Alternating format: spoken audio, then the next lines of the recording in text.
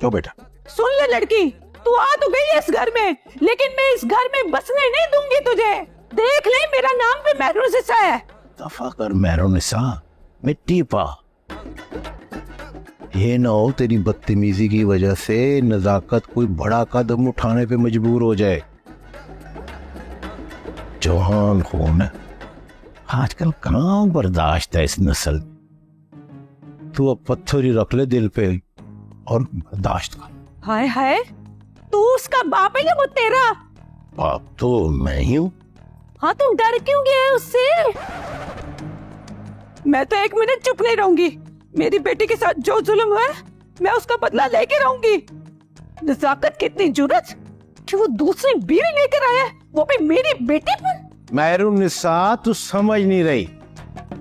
अपने दिल पे पत्थर रख ले, नहीं तो टाइम निकाल के मर जा। ऐसे नहीं मरेगी महरूनिसा।